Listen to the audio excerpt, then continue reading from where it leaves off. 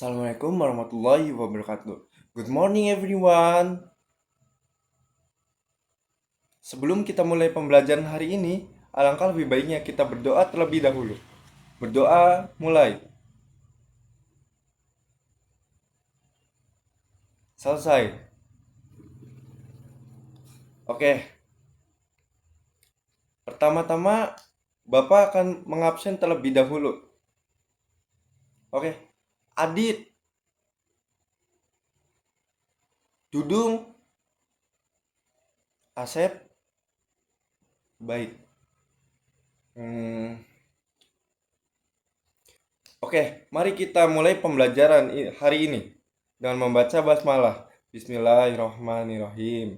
Hari ini kita akan belajar mengenai teks lisan dan teks tulis untuk menyatakan pendapat dan pikiran serta responnya. Ada yang tahu apa itu teks lisan dan teks tulis untuk menyatakan pendapat dan pikiran serta responnya? Ya.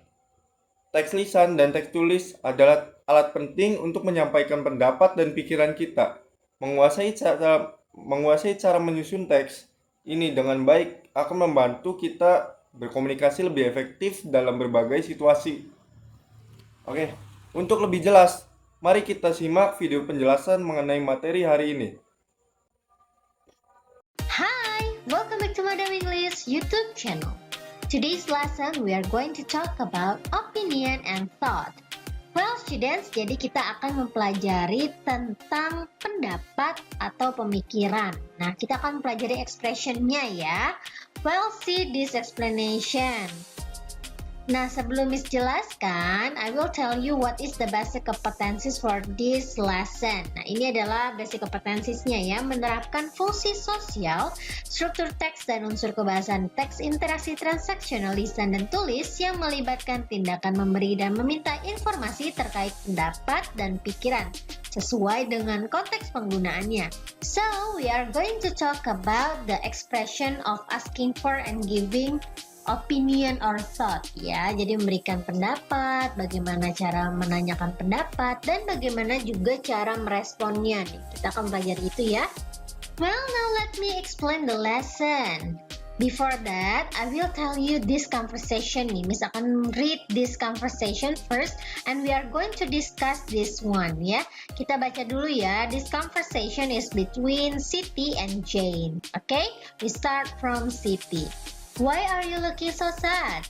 I was reading an opinion article on bullying. It made me extremely sad. People like to exaggerate things. Bullying as such is no big deal. I don't think so. Bullying is prevalent in our society. It is impossible that everyone should be made aware of this social evil. I don't agree with you. Little bit teasing here and there is acceptable. I'm of the opinion that no one has any right to harass or make people feel inferior. No one should have that kind of power. Hey, stop! You're getting too serious. Yes, you should be serious about it as well. I would like to point out that bullying is everyone's problem and responsibility. If you condone bullying in any way, shape or form, it means you are taking part in it, whether it is directly or indirectly by being silent.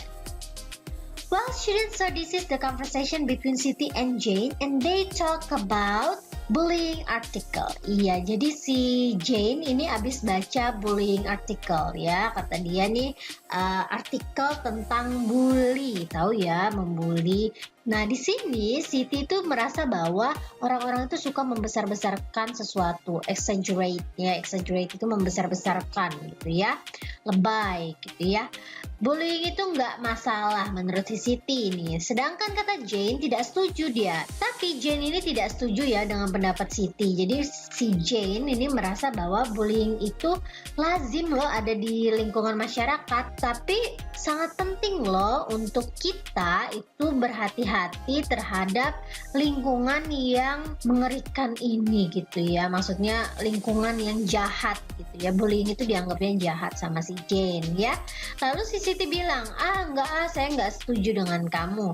Terus kata dia, ya kalau cuma goda-goda sedikit atau ya mengejek sedikit itu masih bisa diterima, kata dia. Teasing here and there is acceptable, ya masih bisa diterima lah gitu ya. Nah di sini Jane bilang lagi nih, dia nggak setuju lagi dengan omongannya Siti. Jadi dia merasa bahwa orang-orang itu tidak punya right itu hak gitu ya untuk membuat orang lain tuh merasa terintimidasi begitu ya, merasa direndahkan ya. Jadi kita itu harus bertindak gitu. Terus kata Siti, udah deh kok jadi serius banget gitu ya. Terus Jane bilang, ya iya dong harus serius tentang ini, kata dia. Terus dia bilang nih, I would like to point out that bullying is everyone's problem and responsibility. Jadi bullying itu adalah masalah kita semua dan tanggung jawab kita semua gitu ya. Kalau kita tuh memaafkan bully ya, condone bullying in any way, kalau kita maafin tuh bully-bully, nah itu sama aja kita itu ya sama aja mendukung bully secara tidak langsung ataupun secara langsung dengan cara ya diem aja tidak bertindak gitu ya. Ini adalah discussion about bullying between Siti and Jane. Okay, now let's see the explanation about opinion and thought berikut ini ya. Well students, so an opinion is the way you feel or think about something. Jadi opini itu adalah cara kamu berpikir tentang sesuatu atau merasakan sesuatu begitu ya. Kamu merasanya sesuatu itu bagaimana. Jadi berdasarkan perspektif kamu. Nah, di sini dijelaskan ya, our opinion about something or someone is based on our perspective. Jadi berdasarkan perspektif kita atau sudut pandang kita gitu ya. Whenever we give or express our opinion, it is important to give reasoning or an example to support our opinion. Nah, ketika kita memberikan pendapat kita nih, sangat penting loh memberikan alasan atau contoh untuk mensupport pendapat kita tersebut ya. So these are the expression of opinion. Selanjutnya nih ya, misalkan bacakan, ini ada structure of text-nya, ada subject, verb yang sering kita gunakan untuk memberikan opinion, and the objects, these are the opinion itself ya. Okay, let's see the first one nih. I agree with what you are saying. Nah, jadi saya setuju dengan apa yang kamu katakan. Dan the next one, we believe this is not the right way to handle things. Jadi kita meyakini bahwa ini bukan cara yang tepat untuk menghandle sesuatu gitu. I reckon this could be right considering the reason you have provided ya. Reckon itu maksudnya adalah memperhitungkan gitu ya, atau saya berpendapat atau saya memperhitungkan bahwa begitu ya. Bisa juga berpendapat artinya ya. Next, I doubt that this is possible ya. Doubt itu maksudnya adalah ragu-ragu gitu ya. I don't agree with you. Ini untuk menolak atau tidak setuju dengan pendapat orang lain. I think you are mistaken. Saya rasa kamu salah gitu ya. I think so too. Nah, ini juga cara expressing opinion. Jadi kita setuju dengan pendapat orang lain nih. Kita bilang I think so too. Gitu ya. Nah, ini adalah expression atau cara memberikan opinions ya. Di sini ada subject, verb yang biasa digunakan, and also the opinions-nya di sini. Okay? Now let's see the next explanation. So expressing of giving opinions. Nah, ini adalah structure of the text-nya. Opinions can be expressed in the ways given below. Nah, kamu bisa memberikan pendapat atau pemikiran kamu, opinion or thought, by using this one ya. So many ways to give your opinion and then to give your thought to someone else ya. For example nih, Miss ambil aja 3 deh ya. I would like to point out that, nah ini ditambahkan opinimu apa. Contohnya nih ya, I would like to point out that bullying is a bad habit gitu ya. Contoh yang Miss berikan ini bisa diganti dengan yang lainnya pendapat kamu ya. I would like to point out that learning from home is so fun. Misalnya seperti itu ya. Contoh yang lain nih, I strongly believe. Nah, I strongly believe itu saya sangat yakin bahwa seperti itu ya. Contoh kalimatnya ya, I strongly believe that coronavirus is very dangerous. Nah, ini contohnya seperti itu. Nah, atau berikut ini nih kita pakai kata yang ini ya, from my point of view. menurut pandangan saya gitu ya. From my point of view, learning English is fun. Misalnya seperti itu ya. Jadi kalian bisa memberikan pendapat kalian atau pemikiran kalian by using these all expression. Silahkan kalian pause dulu, mau dicatat di buku catatannya boleh seperti itu ya. Well, students, these are the ways how to agree and disagree with the opinion. Ya, jadi bagaimana sih caranya kalau kita mau setuju atau tidak setuju pada pendapat orang lain nih? Ya, caranya seperti ini. If you agree with someone's opinion, you may say, "Of course," seperti itu. Atau nih, "This is absolutely right." Atau "I agree with this opinion." Atau "I couldn't agree more." Nah, nih coba contoh yang lain ya. "I agree, I never thought of that." "Neither do I," atau "That's a good point." "I think so too." Nah, ini contoh-contoh untuk menyetujui pendapat orang lain. You agree with someone's opinion, gitu ya. And then these are for disagreeing with an opinion, ya. So, if you do not agree with someone's opinion atau thought, kamu bisa memberikan ekspresi seperti ini nih. "I'm sorry, I don't agree with you." "I'm not sure I agree with you." "I don't agree with you." Nah, ini contoh-contohnya ya. "I disagree with you." "I think you are wrong." "That's not the same thing at all." "It is not justified to say so." Nah, ini contoh-contoh lainnya ya. Cara disagree atau kamu tidak setuju dengan pendapat orang lain nih. Nah, dibaca nih di bawah ya. Opinions can be expressed using mental verb like believe, think, doubt, assume, feel, and many more. Nah, ini contoh-contoh mental verbs. Jadi kalau ditanya apa sih language features atau linguistic features dari asking for and giving opinion, nah ini menggunakan mental verb seperti kata believe, think, doubt, assume, feel, and many more. Seperti itu ya. Well, students, so these are the way how to agree and disagree with opinion. Nanti kita akan melihat lagi nih contohnya nih di sini ya. Misalkan contohkan lagi yang mana sih agree dan mana yang disagree ya. Nah, di sini ya kita lihat ya. Di sini I don't think so, berarti dia tidak setuju, disagree with Siti's opinion. Nah, di sini kan Siti bilang people like to exaggerate things. Bullying as such is not big deal. Nah, jadi dia merasa bahwa bullying itu bukan masalah yang besar gitu. Terus Siti tidak setuju. No, I don't think so. Nah, di sini contoh dia tidak setuju. Atau ini juga contoh tidak setuju ya. I don't agree with you. Nah, ini menunjukkan dia tidak setuju juga dengan pendapatnya si Siti. Seperti itu ya. Well, students, gimana? Sudah paham cara memberikan pendapat? Nah, memberikan pendapat itu harus sopan ya. Jadi kita tidak boleh mengejek orang lain atau menjatuhkan orang lain atau merasa mau menang sendiri saat memberikan opini. Jadi harus menggunakan yang sopan, bahasa yang sopan. Cara kita setuju atau tidak setuju dengan pendapat orang lain juga harus disampaikan dengan sopan. Well, now is your turn. We are going to have an exercise ya. Kita akan ada tugas nih, latihan. Well, this is the first task. Please fill in the blanks using the opinion expressions given in the box below. Nah, di sini dalam box ini udah ada totally agree, opinion, I'm concerned, strongly believe, and believe that. Nah, silakan kalian put in one of them gitu ya, antara number 1 until number 5. Kira-kira ini jawabannya apa, titik-titik di sini ya. Next, ada task selanjutnya nih, silahkan kalian kerjakan. Below are several opinions. Some of them are polite and some impolite. Highlight an opinion with red if it is an impolite way of disagreeing. Ya, jadi merah untuk menyatakan tidak setuju dengan pendapat orang lain tapi tidak sopan, impolite ya. Ingat-ingat yang red ini tidak setuju dengan pendapat orang lain, tidak sopan pula gitu. Kalau yang blue, if it is a polite way of disagreeing, kita tidak setuju dengan pendapat orang lain tapi dengan cara yang sopan gitu ya.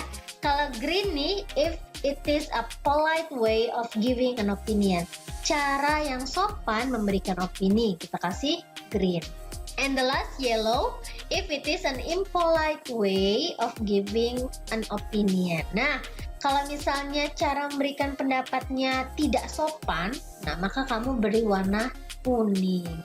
Oke, students, silakan dikerjakan number 1 until number 15. Di sini kamu identify the sentences ya, terutama yang di underline ini. Kira-kira ini masuknya yang disagree kah atau memberikan opinion kah? Nah, silahkan dibaca lagi ya, lalu kamu beri highlight. Well, you can do it on Microsoft Word. Kalian bisa ketikkan di Microsoft Word. Jadi kalau di Microsoft Word kan kamu bisa di highlight ya, tulisannya bisa dikasih merah, dikasih biru, kuning, hijau, seperti itu. Jadi bisa di highlight. Silahkan kamu ketik dulu nih number 1 until number 15. Nah, kamu ketikkan dulu di Microsoft Word-nya. Jangan lupa ya, yang ini juga dikerjakan. Jadi tasnya adalah 1-5 yang ini.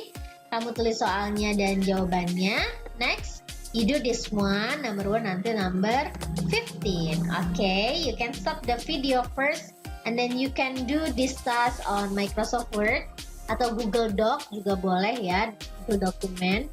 And then kamu kirimkan hasil pekerjaanmu kepada gurumu. Well, students, so that's all the lesson for today. Thank you for joining this meeting. Don't forget to do your task. And please subscribe this channel, share juga ke teman-teman kalian ya. Like, comment juga boleh. Thank you for watching. Have a great day. Nah, setelah menonton video tadi, ada yang bisa jelaskan apa yang ada di dalam video tersebut? Good job. Good explanation. Teks lisan dan teks tulis untuk menyatakan pendapat dan pikiran serta responnya memiliki fungsi sosial, yaitu menyampaikan informasi, pendapat, dan perasaan kepada orang lain. Kemudian membujuk atau meyakinkan orang lain mengenai suatu hal. Kemudian meminta atau memberikan saran. Kemudian mengomentari atau merespons ide orang lain. Dari video tadi, ada yang tahu apa saja struktur teksnya? Good. Biar saya jelaskan lagi ya. Jadi, struktur teks yang menyatakan pendapat dan pikiran umumnya memiliki struktur yang pertama, yaitu pendahuluan, menggambarkan latar belakang atau konteks topik yang dibahas. Kemudian yang kedua itu kemudian menyatakan tujuan atau gagasan utama yang akan disampaikan. 2, yaitu isi atau pendapat, yaitu menguraikan argumen utama dengan dukungan fakta atau alasan. Kemudian memberikan contoh atau bukti yang mendukung pendapat. Yang ketiga adalah penutup, yaitu menyimpulkan argumen yang telah disampaikan, kemudian memberikan rekomendasi atau ajakan. Selain itu, dalam membuatnya harus memperhatikan pilihan bahasa, menggunakan kalimat yang jelas dan dipahami. Kemudian memakai kata-kata yang tepat dan sesuai dengan konteks, memilih bahasa formal atau informal yang sesuai dengan audiens dan situasi. Setelah tadi menonton video dan beberapa penjelasan dari saya, sekarang saya akan menjelaskan langkah-langkah dalam menyusun teksnya. Langkah-langkah menyusun teksnya yaitu yang pertama menentukan topik, yang kedua menyusun kerangka teks, yang ketiga pengembangan argumen, yang keempat menulis teks, yang kelima merevisi dan mengedit, yang keenam mempresentasikan teks. Sekarang kalian akan dibagi kelompok menjadi 4 kelompok. Silakan berhitung ya. Baik, sekarang kalian akan dibagi menjadi 4 kelompok ya. Silakan berhitung ya. Kemudian berkumpul sesuai angka yang kalian sebutkan. Setiap kelompok kalian buat teksnya ya.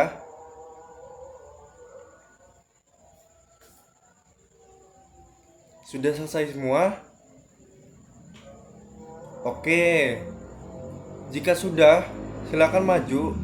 Setiap kelompoknya perwakilan untuk mempresentasikan hasil teks yang dibuat. Kelompok lain, silakan mendengarkan dan menyimak ya. Baik, setelah semuanya maju, jadi saya akan simpulkan pembelajaran hari ini. Kesimpulannya adalah belajar menyatakan teks pendapat dan pikiran melalui teks lisan dan teks tulis adalah keterampilan yang penting yang perlu dikuasai dengan memahami fungsi sosial, struktur, dan pilihan bahasa yang tepat.